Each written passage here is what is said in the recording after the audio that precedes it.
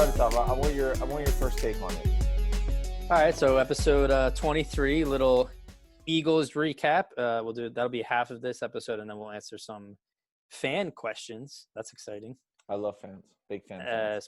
We have a special guest today. My braids, my cornrows. Do a 360 again. Do a 360. Do a little twirl for the all around. I'm gonna break my neck. I can't believe it. I like this is something. I'm lost. I'm admittedly all right. I'm gonna say this before we start. Admittedly, I will not be able to carry the episode like I normally do because these braids have just had me distracted. This is an all Dakota episode. Like, I'm amazed by the cornrows. You look great as a Viking warrior. How many beheadings did you do today? At least 4. Okay, 4. All right, busy day. Jesus Yeah. Christ, busy day. So go ahead. Give me your first take on the Eagles. So, first drive, phenomenal. Okay. I loved the up tempo. I loved the quick release. Deshaun looked good coming back. Unfortunately, he got hurt again because honestly, that player should have been ejected. That was such a late it doesn't hit. make difference. It was obviously a penalty, but yeah, go on. But anyways, I thought they looked really good in the first quarter and then lost steam.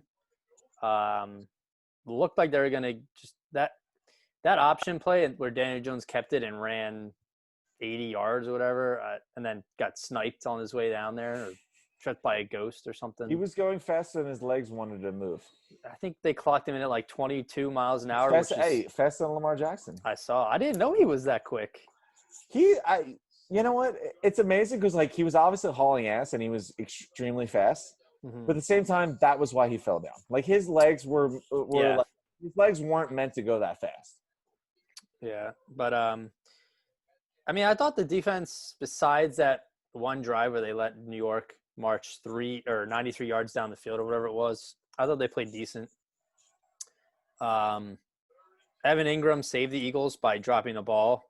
I still think he's one of the most average tight ends in the league. Most overrated tight ends. He's not very good. Injured. But yeah, they held up. Brandon Graham got Joe Judge again on a strip sack to win the game. I was to say, you know what? When I saw that happen, he's probably having nightmares. This is Brady all over. This is the Super Bowl. That was a Super Bowl strip all over again. It was the same procedure. It was beautiful. He's having a phenomenal year. He's got 6 sacks. Oh yeah, he's great. That's all right. Darius Slay and the defensive line. Well, all right. The defensive ends. I won't say the defensive line. The defensive ends and Darius Slay have exceeded my expectations for this year. And no one else has, but those two have. But I thought, like that one drive was just, I don't understand the defense. Like they knew the Giants were going to run the ball and they were just getting gas, like 10-yard runs every time. But they recovered. They stopped them when they had to, got a turnover. The turnover was big. Yeah, and then Wentz he was really good first quarter. Then second and third quarter, he was super mediocre, poor decisions. That one throw where he threw a pick in the end zone to Hightower, you don't even need to throw that. I don't know if he was trying to throw it away or was trying to get it inbounds. I don't know what he was trying to do, but neither of those were a good option. I love that he wants to compete and he wants to make every play count, but you have to understand in this league that will cost you if you don't make that play. So he'll never get that out of his system. I think that's just how he is. So I guess we'll have to live with that, but see, all right, so hitting off, obviously start with, the, top down. Yeah. Carson, and I thought this last year, and, I've thought it throughout his career, and I always, praise him for it. He'll never quit. He never quits. He never stops fighting. And, I think that the fact that – got to give him credit. He's got this label as an injury-ridden quarterback because he takes hits and he's never gives up on a play where he's taking shots. Uh-huh. He's just reckless with his own body. And, I feel like that's where he's getting most of his injuries from, looking at his career. Yeah. But at the same time, he didn't give up. He never does. He played really well, and he, played – all right, not really well, but he played till the end. Mm. At the same time, he makes these mistakes that rookies make.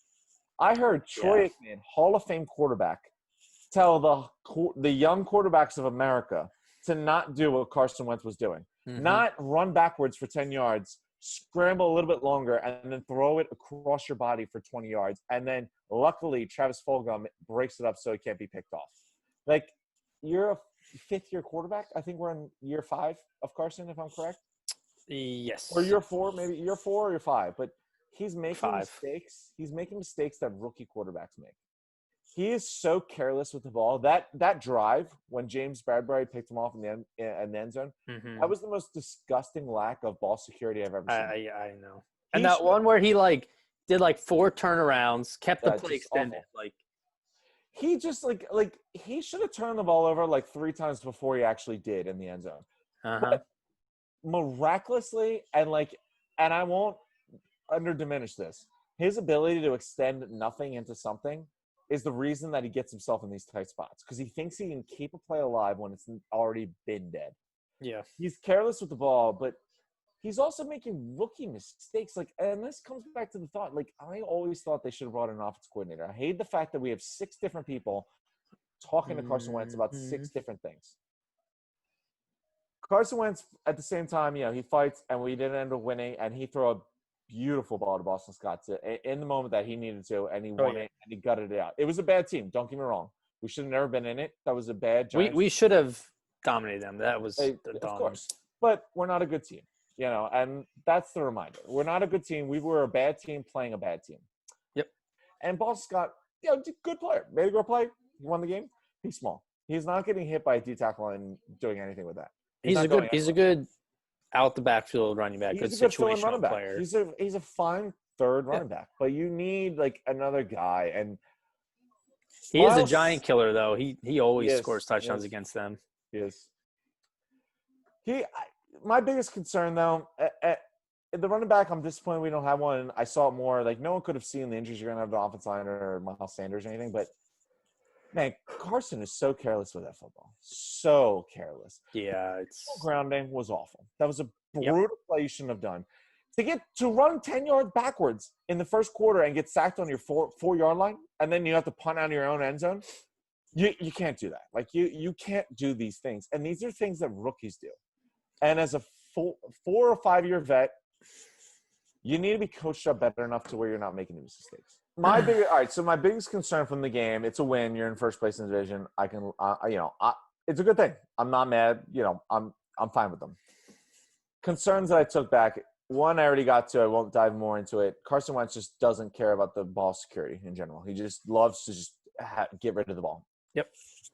Second thing, who I'm growing to hate, and this is another Howie slight. Roby Coleman was supposed to be a big investment. He is Orlando Scandrick level bad. Yeah, I'm disappointed. I don't know what's wrong with him. He's awful. He sucks. Me and Nick were talking about how excited we were. Hold on. He is a terrible player. I've thought this for a couple weeks now. He's a terrible player, but him giving up, he gave up on the Daniel Jones run. He gave up. You're a quarterback. You're a quarterback. Listen, you're faster than everyone else on this field. And he gives up on plays. He just doesn't seem like he fits. And this is the second year in a row where I don't think we are. I would release Roby Coleman happily just because he sucks. And I don't want anything to do with him. Depth, I wouldn't do that. But I mean, I know, but I'm watching him. He's done nothing that I actually want to say I want him on this team. He reminds me of Orlando Scandrick so much, whereas he was a veteran guy. He's a veteran guy. You brought in Roby Coleman. You all brought in on some big money. Scandrick, you didn't. But you brought him in big money. You expected him to do something. I've noticed that with Jim Schwartz's scheme, there's players who are good on other teams and come to our team and they're terrible. So I find it hard to believe that they just automatically stop being good. I feel like it has something to do with the scheme that he runs. But yeah, I think Roby Coleman has been probably the most disappointing signing this year. I mean, was he really that good beforehand? He was one of the best slot corners. The most famous thing about Nikhil Roby Coleman was the pass interference that wasn't called. He illegally made a play, and that was he's most known for. Is illegally making a play and it not getting called. I don't know. But listen, I'll leave it alone. They're in first place. I'll leave it alone. He irritates me. He sucks. And this is a Howie signing. This is a free agent that he brought in. Don't get me even started with Hargrave. Hargrave has been a complete disappointment. And I know when Hargrave was signed, I was all for it. I thought it was a great signing. Loved it. You still give him some time. give him some time, fine. But we are paying him more this year than our entire linebacking core combined. He sucks. Agreed. I don't think it was a necessary. He's done nothing. Malik Jackson got hurt. He did nothing. He's done nothing. What has he done? I don't know. But He's got half a sack and a tackle or two. Awful. I'm so disappointed in his signing. And it comes down to is I would have signed him, of course. I would have done the same thing. I liked it at the time. But you know what? I'm not getting paid a ridiculous amount of money by the Philadelphia Eagles to make personnel decisions. How he is, and he's made a lot of horrific moves. Yeah. And listen, I know I was, fans were for the Hargrave, but there were a couple other moves. I said to Skandrick, I'm not even going to lie, I didn't love the money we gave to Roby Coleman. Roby Coleman, I heard he was great in the slot. The only thing I knew him about was a blatant pass interference that being called. He's awful. He's a horrible corner. The past 2 seasons, one thing I've noticed is the Eagles played at a level of their opponent. So, like, for example, Baltimore, Pittsburgh, they played them really well. Okay. But then, like, the Bengals, don't get me wrong, I love Joe Burrow, and I think he's going to be They're not a good team. They're not a good team. They're not a good team right now. You should have pummeled them. You should have won. Not a good team. Won. That's all I'm asking for. You should have won. Just won. Well, that's the thing. Like, Carson had a great first quarter, and then the rest of the team, and Carson included, played terribly for 2 quarters after that. Half of the fourth quarter was terrible. And then they decided they wanted, let's win the game. And then they came back and, look, 10 points in 5 minutes or 6 minutes, whatever it was, is definitely impressive. But, you gotta be more consistent. You gotta play better. And for the love of God, can Doug Peterson just kick the fucking extra point? Like, it's getting too much. I mean, talking about this though, like, I worry about Jake Elliott. I think we need a new kicker. Like, worried. I'm extremely disappointed with his performance. The kicking's been weird this year. I don't know what's going on. Yeah, but all right, last week, I had this talk with somebody, and I was like, you know what? He was like, they went for 2-point conversion every time they scored. So Jake Elliott didn't even kick an extra point. They weren't really kicking field goals, and then he had to come out there and make a 52-yarder. Jake Elliott is money from 50 yards, but at the same time, he did have to come off the bench, cold, not even kick an extra point, and kick a 52-yarder. And I was like, you know what? All right. That's a good point. I thought about it. I listened to it. I digested it. And I was like, you know what? You're right. Jake Elliott is a pretty good kicker. You're probably right. This time, unexcusable. This was awful. That won't cost you. It cost you. You can't miss that. Was it like a 29-yarder or something? It's unexcusable. Unexcusable. I don't know what's wrong with him this year. He was so money. He was so consistent. Yeah, I don't know. I don't know what happened. He's lost his you give him the rest of the season. I don't think you make a kicker sure. change. I mean, yeah. Realistically, can you bring in someone that is better than Jake Elliott right now in the middle of the season? Probably not. No. I don't think so, because there's a lot of kickers struggling this year. Like, even Gostowski's been pretty bad with the Titans. Yeah, no, you're right. But yeah, I mean, that kicking, has been an issue, and it's just inconsistent play. And I'm a big supporter of Doug. I really like his how he runs the team, but his play calling's been very suspect this year. That quarterback draw and shotgun. Oh, terrible. I'm embarrassed. Yeah. I watched that play and I was like, I'm embarrassed to root for this team. Yep. Awful. Yep. So I just got a warning from my computer. It says my internet connection is unstable. You don't say. I mean, I know your mental stability is unstable, but now that my internet is also unstable, I don't like our chances. Oh my God. All right. I think we got to where we needed to be with the Eagles. Let me hear your questions before my internet quits, because I'm also getting angry. So, we had a couple questions submitted. Mostly football, a couple like random ones. I love random ones. Was one of them how dreamy I am? No. Okay. Next week. You can hope. So one of the questions that's pretty interesting. Who do you blame for the Eagles' offensive struggles so far through the season?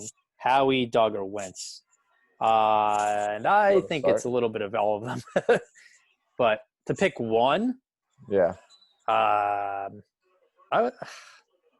would have said Wentz through the first 4 games, but honestly now I think it's just Doug's play calling. I haven't liked it. So offensively, one thing I will say is, like, you look at this team and you see what the issue is. Deshaun Jackson, I don't expect him to come back this year. And that will be one of the worst contracts in Philadelphia sports history. That's not – we didn't know he was going to be that injury prone, though. But the thing is, like, listen, it will go down as one of the worst Philadelphia sports contracts in history because he didn't play. He hasn't played. Worse than Alshon? Second. Okay, then I haven't got. I mean, you're rushing me now because I would have gotten to the Alshon guarantee that you never done in the first place. You know who should be benefiting by the fact that Deshaun Jackson and Alshon Jeffrey are hurt? Whiteside. He's your second round pick. He sucks. He's awful. He's terrible. Oh yeah, he made a catch last week though, on Thursday. Jason Peters. I don't think he would have ever came back if Brooks never got hurt. But you know what? Filling in Jason Peters as a left guard in the first time ever in his career as a 38-year-old, that's a lazy fix. That's a lazy fix. He should have never done that. Then to be, and don't get me wrong, he had all the leverage, and I'm not going to say that how he made the worst move, but he wanted more money to go play left tackle, the position he's played his entire career and the position that he's only known, and it wouldn't be anything harder for him than what he's actually done. And he went and gave more money. Now, if Jason Peters comes back, I want Jordan Mailata to be the left tackle. Jason Peters is going to play guard, and you're going to pay him to be a left tackle when he asked for money and gave it to him. You look at these bad decisions. I mentioned not getting a backup running back. That's also a bad decision. You should have brought in another running back. Yeah. The talent is bad. The offense line is awful. So it sounds like Howie's the reason. So Matt Pryor was supposed to be the starter after Brandon Brooks got hurt.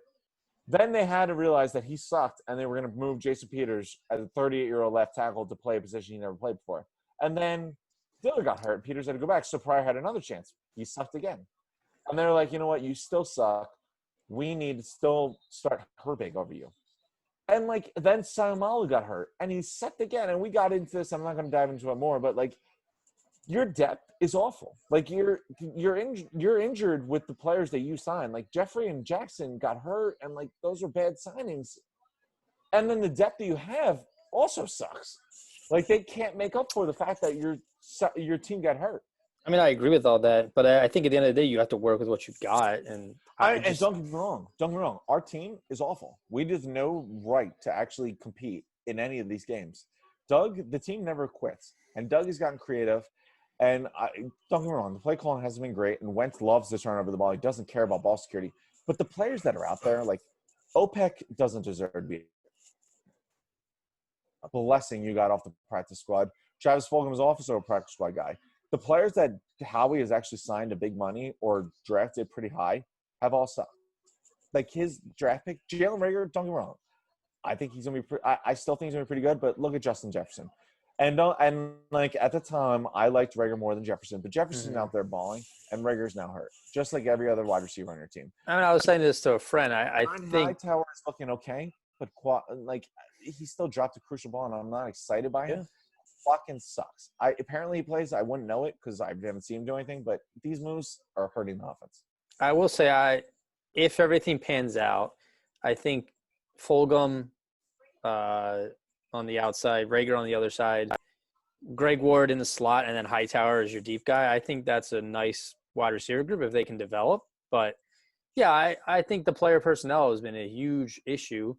So I'm assuming you think Howie's to blame for that. I say Howie, yeah. I think the team you're putting out there on offense isn't good enough to win. I think the blame is almost equal to go around. The first three losses, I would Carson. Don't get me wrong. Carson doesn't have any care of securing the ball. He just loves to give it away. And Doug has not been very great with the play calling. But the players out there, I don't expect them to win. If I look at the roster on paper and who's going to go out there on a Sunday, I don't expect that team to win. But on to the next question.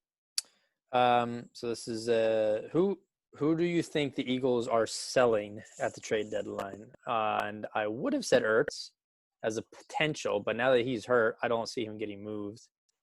Honestly, but I don't think anyone's trading for Alshon.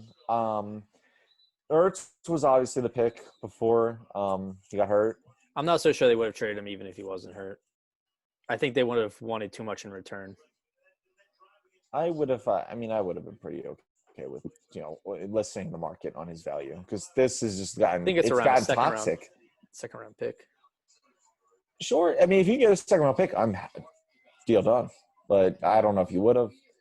Trade wise, I mean, I'd be surprised. You're so banged up. Like, you're not going to trade these young guys that are playing off the practice squad. That's who your roster is right now. Like, you're not healthy enough to trade players. I don't really want to see them buy because I want to give up draft picks. I want to win. I want to win the division because you can, but I don't have really any expectations outside of that. So I don't want to really invest in this team. If you can win the division with the team that you have, that's great because that'll be good playoff experience for everyone, including Wentz. But your team hurt, I wouldn't trade anyone. I mean, you can't. Everyone's hurt. No one's gonna. I saw one proposal. I don't know if it was like a rumored from like experts or if it was a fan thing, but I saw it was like Ertz to the Cardinals. It was like Ertz in a fifth for Hassan Reddick. For Hassan Reddick and like a second. That was an ESPN trade proposal. That was it? I mean, you know what? That trade scenario, I would take it because listen, yeah. I don't know what it is, but the Ertz thing seems to sour. I don't think it's gonna get better. Yeah, I don't know, but yeah, I don't. Since Ertz has been hurt, I don't see a trade candidate on our team. I don't see them selling anyone, and I also don't really know who. Like, unless they bring like an under the radar depth player, like on the line or maybe a linebacker. I just don't see them doing anything, to be honest. I know they said Howie's going to be aggressive, but they say that every year. So, and listen, I'm fine with that. Be aggressive, feel it out, see what's out there. Another question we had. So over the next 3 seasons, not counting this one, but like 2021, 22, 23, which NFC East team will have the most wins over those next 3 years? I'll let you go first.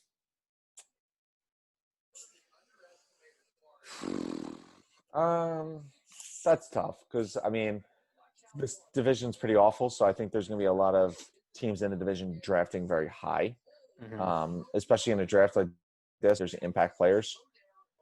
I think that the Giants did such a bad job on their first rebuild with Gettleman that they have to do another rebuild. So I don't expect the Giants to be good for a very long time. The Redskins interest me. Obviously, they dominated the football team interests me because they obviously dominated the Cowboys today. Well, first off, your head coach has cancer, so let's see how that one plays out. Like say that takes a wrong turn and you lose your head coach, like that is devastating. So that's a hard thing. They have a nice defense that's building up there, though. Obviously, Dwayne Haskins clearly is not the future. No. They made that very obvious. Kyle Allen will not win you games. Nope. I don't know if they're going to be bad enough to get Justin Fields or what's the guy from Lawrence. No. I mean, I don't think they're going to be that bad to get Lawrence, but I mean Lawrence, Fields, or even Trey Lance, the guy from South Dakota.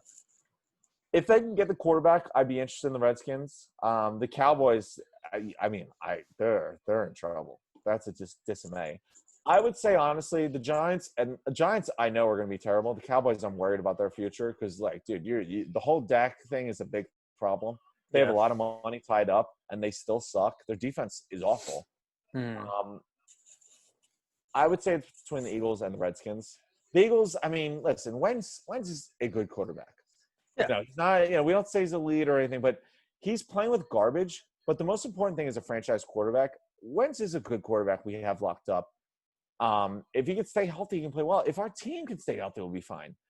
We have proven experience. Like Jerry Jones and Daniel Snyder is leading the other teams in your division. Like they don't know what they're doing. I think Daniel Snyder is actually gone, if I'm not mistaken. Daniel Snyder owns the team. He's not going anywhere. He is a foolish mistake. He makes foolish mistakes on the regular. The Eagles have a Super Bowl GM, a Super Bowl head coach. I have all the faith in the world in Doug. Howie is the one I worry about. I think you need to bring someone in to keep Howie accountable, like a Joe Douglas role. But Howie, I put on the hot seat. He's on the hottest of seats. But I just think the culture is better in the Philly for as well. But if the Redskins can get a quarterback in this draft, it's either the Redskins or the Eagles in the next 3 years. Okay. I'll be a lot shorter. I agree. I think the Giants are not going to be competitive. I think Daniel Jones is fine. And if Saquon could come back, if they can build an offensive line, like would be proven they can't. Right. I don't think Gettleman's going to get it done. I think he'd have to get axed before they start seeing success. Yeah. Washington, like I said, I think their defense is really young. They got some good pieces. They'll get good. Depending on what their quarterback situation is, they have some decent offensive players like McLaurin on that running back. I forget his name, but he had a nice day. Yeah, so that they're not there yet, though. It'll be a couple years out. So it's really between the Eagles and the Cowboys.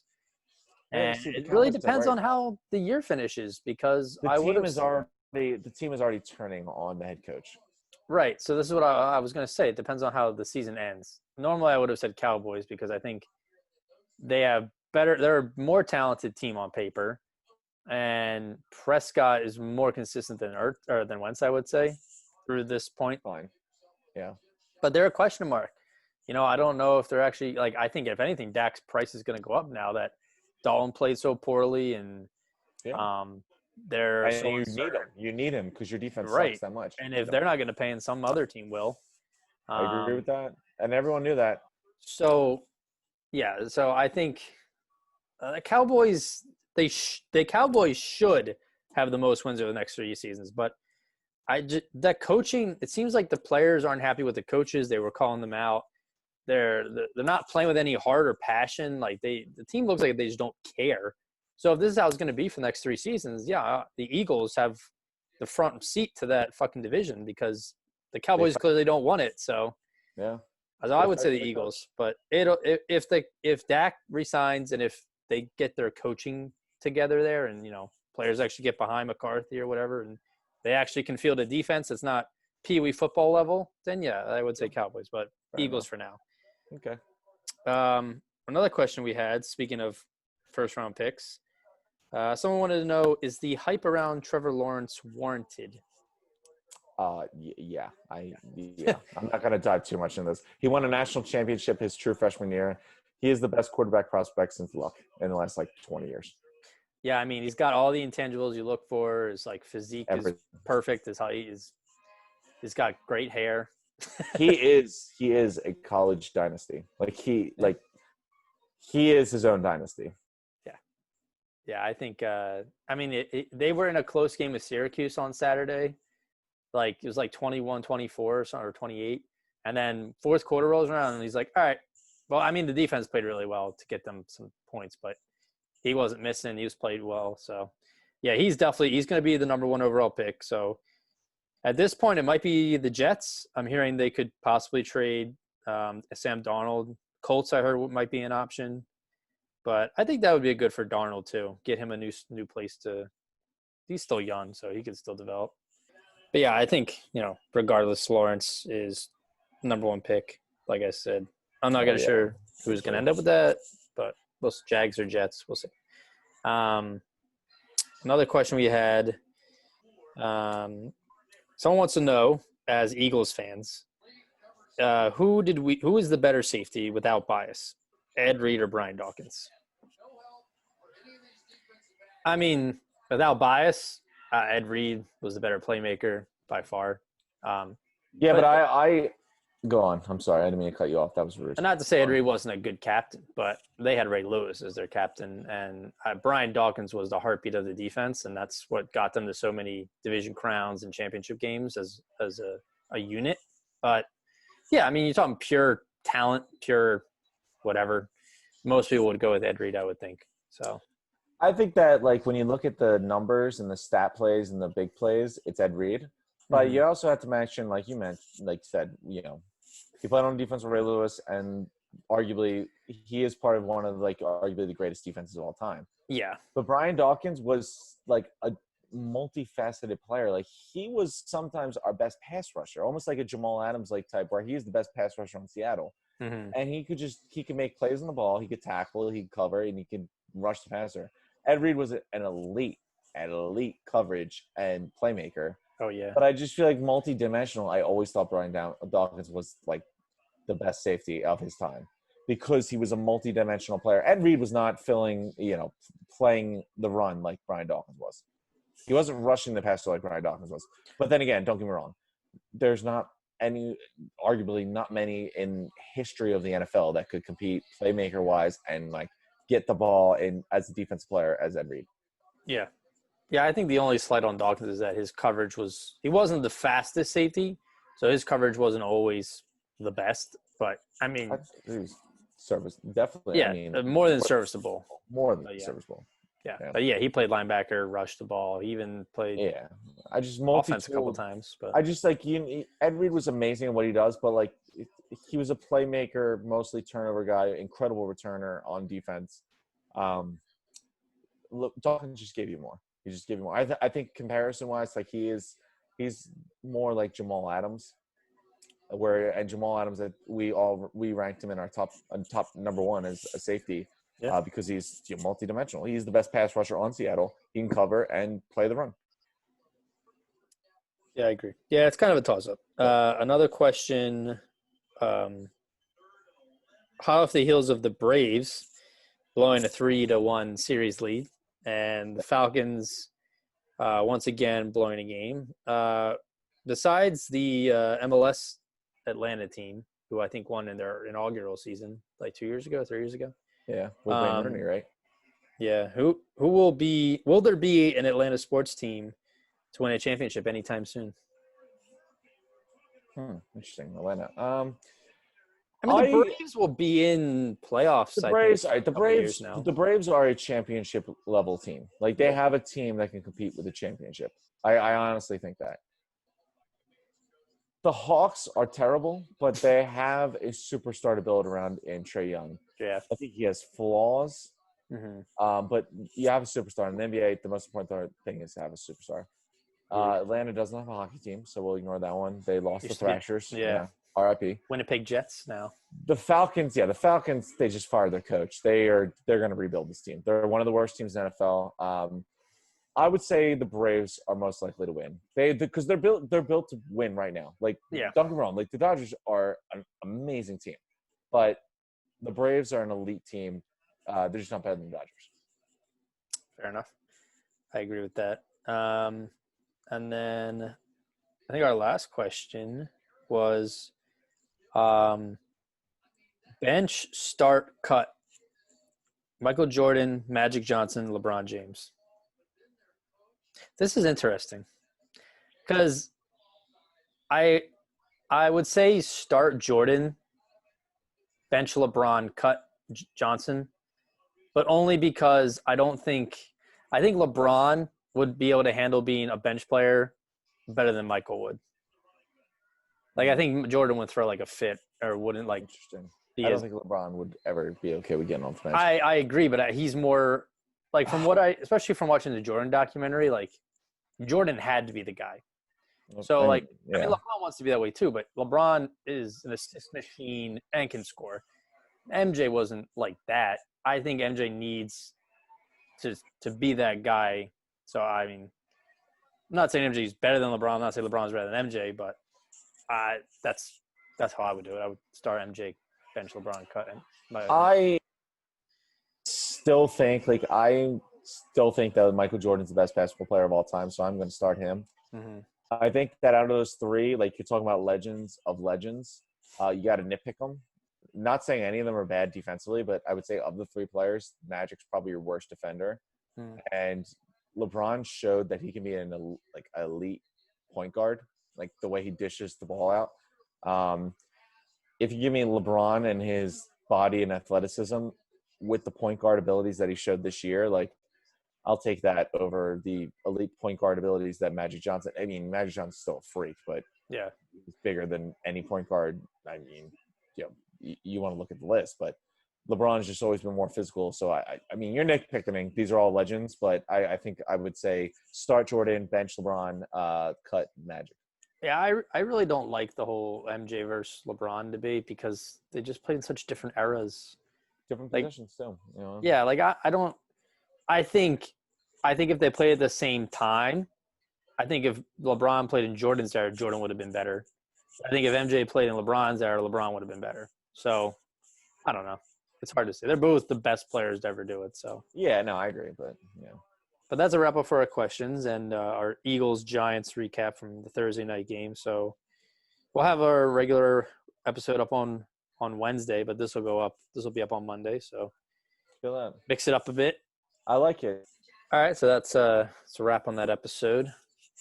Guess I'll see you again on Wednesday or Tuesday. You can only hope. You can only hope. I know it makes your week, and I am a good guy, so I'll make sure that keeps happening. Well, let's hope you get your Wi-Fi situated there because promises, but I know. I'll talk to you though.